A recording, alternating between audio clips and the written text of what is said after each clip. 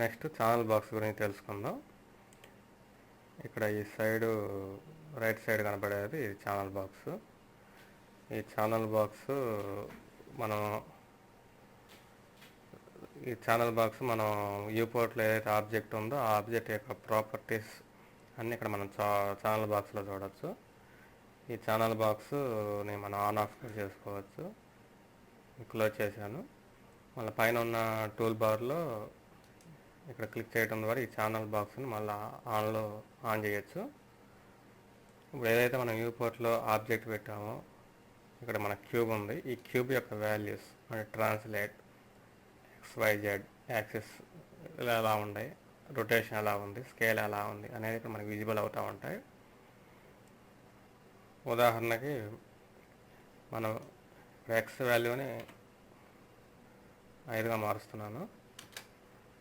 ఇక్కడ మన object X axis వైపు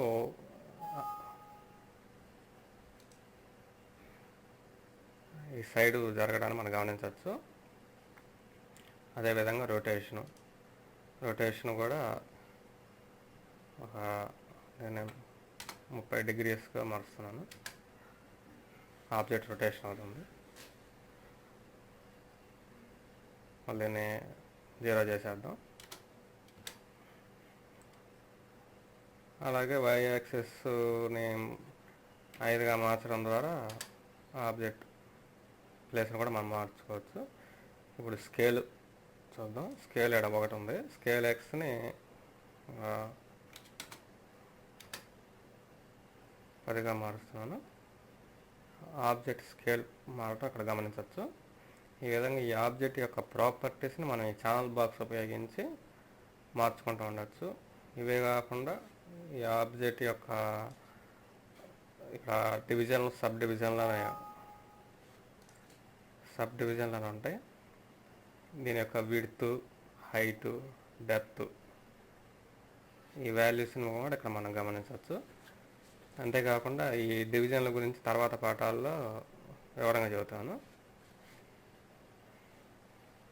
ఈ డివిజన్లో కూడా మనకు ఇక్కడ సెలెక్ట్ చేసి వ్యూపోర్ట్లో మౌస్ సెంట్రల్ బటన్ క్లిక్ ఇచ్చి డ్రా చేయడం ద్వారా డివిజన్స్ కూడా మార్చుకోవచ్చు. ఈ డివిజన్లు ఎందుకు మార్చుకోవటం, వాటి వల్ల ఉపయోగాలు ఏంటి అనేది మనం తర్వాత పాఠాలు తెలుసుకుందాం.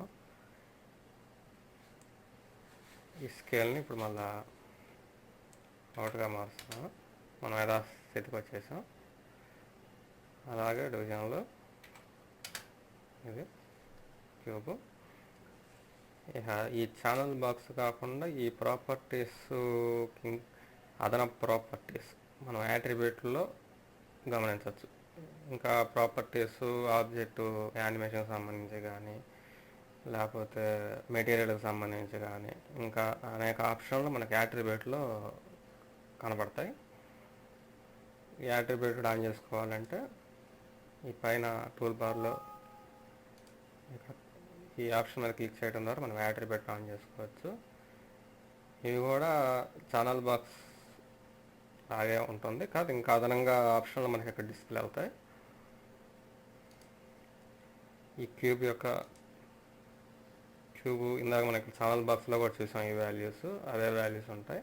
ఇంకా అవే కాకుండా కొన్ని వాల్యూస్ కింద ఇంకా రెండరింగ్కి సంబంధించి, కీబోర్డ్స్కి సంబంధించి, డిస్ప్లే సంబంధించి ఇంకా ఆప్షన్లు అదనంగా ఉంటాయి. అట్లానే క్యూబ్కి సంబంధించి ఇట్లా ఇంకా ఇవన్నీ అదనపు. ఇందాక కూడా మన స్కేల్ అక్కడ కూడా స్కేల్ చేసుకున్నాం. అట్లా కాకుండా స్కేల్ వాల్యూస్ ఇక్కడ కూడా మార్చుకోవచ్చు. అలాగే ఇందాక చూసాం సబ్ డివిజన్ మార్చుకోవటం ఛానల్ బాక్స్లో. ఇవి కూడా అదే మాదిరి ఉంటుంది. ఇవి కాకుండా ఇంకా అదర్ ఆప్షన్లు మనకి ఇలా ఈ మెటీరియల్కి సంబంధించి ఇక్కడ మనకి ల్యాంబర్ట్ అనే మామూలుగా డిఫాల్ట్గా ల్యాంబర్ట్ అనే మెటీరియల్ మనకి మనం ఏదే ఆబ్జెక్ట్ తీసుకున్నా దానికి ల్యాంబర్ట్ అనే మెటీరియల్ డిఫాల్ట్గా వస్తుంది. అది కాకుండా మనం వేరే అదనంగా మెటీరియల్స్ కూడా అప్లై చేసుకోవచ్చు. అయిన తర్వాత ఇంకా వివరంగా చెప్పుకుందాం. ఇప్పుడు ప్రస్తుతానికి ఉదాహరణకి ల్యాంబర్ట్ మెటీరియల్ కలర్ తీసుకుంటే మనకి కలర్ బాక్స్ కూడా ఇక్కడ డిస్ప్లే అవుతుంది.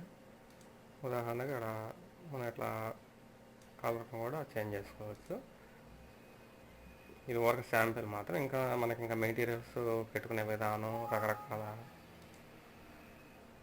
మెటీరియల్స్ మెటీరియల్స్ అప్లై చేసుకొని టెక్స్చర్స్ మెటీరియల్స్ అప్లై చేసుకొని మళ్ళీ వాటిని రెండరింగ్ చేసుకోవడం ద్వారా మంచి క్వాలిటీతో మనం వర్క్ చేసుకోవచ్చు. ఇక ఈ యాట్రిబ్యూటెడ్ తర్వాత యాట్రిబ్యూటెడ్ ఆఫ్ చేస్తున్నాను.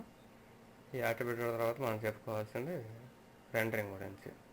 ఈ పైన టూల్ బార్లో మనకి రెండరింగ్ ఆప్షన్లు, ఇది ఓపెన్ రెండర్ వ్యూ. ఇప్పుడు ఉన్న ఫ్రేమ్ రెండర్ ఒక ఫ్రేమ్ మాత్రం రెండర్ అవ్వడానికి ఇక్కడ నేను క్లిక్ చేస్తే ఒక ఫ్రేమ్ మాత్రం రెండర్ అవుతుంది. ఇది కూడా ఐపీఆర్ రెండర్ అంటారు దీన్ని. ఉదాహరణకి ఇప్పుడు ఉన్నదాన్ని ఒక ఫ్రేమ్ రెండర్ చేసి చూద్దాం. ఇది రెండర్ వ్యూ ఇలా వస్తుంది.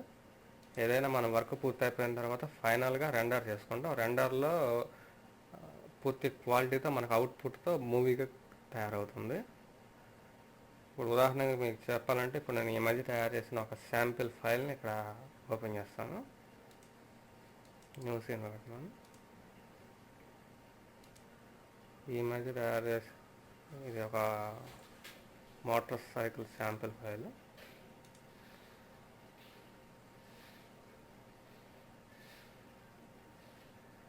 ఇది ఇప్పుడు మనకి పైన షెల్ఫ్లో కానీ జనరల్ ఆప్షన్ వెళ్తే ఈ కెమెరా టూల్స్ ఉంటాయి. కెమెరా టూల్స్ ద్వారా మనం ఆబ్జెక్ట్ని కెమెరా అటు ఇటు తిప్పుతా ఆబ్జెక్ట్ యొక్క 4 వైపులు అన్ని వ్యూస్ మనం చూడవచ్చు. ఇది ఒక మోటార్ సైకిల్ శాంపిల్ ఫైల్ ఈ మధ్య చేశాను. ఇప్పుడు ఇందాక మనం రెండర్ గురించి చెప్పుకుందాం అనుకున్నాం కదా, ఇప్పుడు దీన్ని రెండర్ చేద్దాము. రెండర్ చేస్తే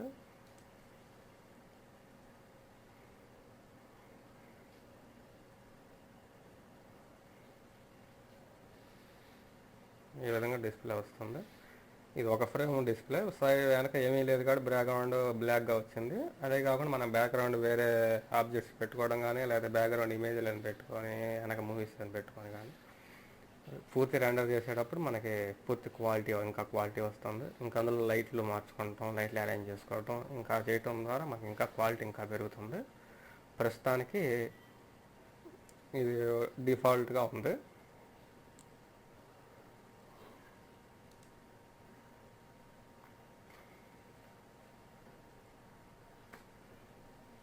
నిన్న ఇంతకుముందు పాఠంలో చెప్పుకునేటప్పుడు మనం టూల్స్ గురించి చెప్పుకున్నాం. టూల్స్ గురించి ఈ టూల్స్ ఉపయోగించేటప్పుడు ఈ టూల్స్ని కూడా మనం ఇవన్నీ డిఫాల్ట్గా ఉంటాయి. ఈ టూల్స్ యొక్క వాల్యూస్ని మార్చుకునే అట్రిబ్యూట్ని కూడా మనం చూడవచ్చు. ఇక్కడ పైన ఇక్కడ క్లిక్ చేస్తే ఈ టూల్స్కి సంబంధించిన వాల్యూస్ కూడా మనం మార్చుకోవచ్చు. ఈ వాల్యూస్ని మార్చుకోవడం ద్వారా ఇది ఇక్కడ నేను 3 టూల్స్ సెలెక్ట్ చేశాను. ఇక్కడ 3 టూల్ సెట్టింగ్స్ ఇక్కడ వస్తుంది. ఆ టూల్ సెట్టింగ్స్ అన్నీ ఇక్కడ ఉంటాయి. అలాగే రౌండ్ టూల్ సెట్ చేస్తే round tool, rotate setting, round tool setting దాని ఆప్షన్లు ఇక్కడ వచ్చినాయి. అలాగే ఇక్కడ కామన్ సెలెక్షన్ టూల్ చేసిన ఏ టూల్ సెలెక్ట్ చేసినా దానికి సంబంధించిన ప్రాపర్టీస్ మొత్తం సెట్టింగ్స్ మొత్తం ఇక్కడ మనకి డిస్ప్లే అవుతాయి. వాటిని మనం మార్చుకొని మనకి అవసరమైనప్పుడు మార్చుకొని మనం వర్క్ చేసుకోవచ్చు. మనకి దీంతో అవసరం లేనప్పుడు ఇక్కడ క్లోజ్ చేస్తే మనకు మాకు పోర్ట్ మనకు వచ్చేస్తుంది. ఇక మిగిలిన వివరాలు తర్వాత ముందు చెప్పబోయే పాఠాల్లో తెలుసుకుందాం.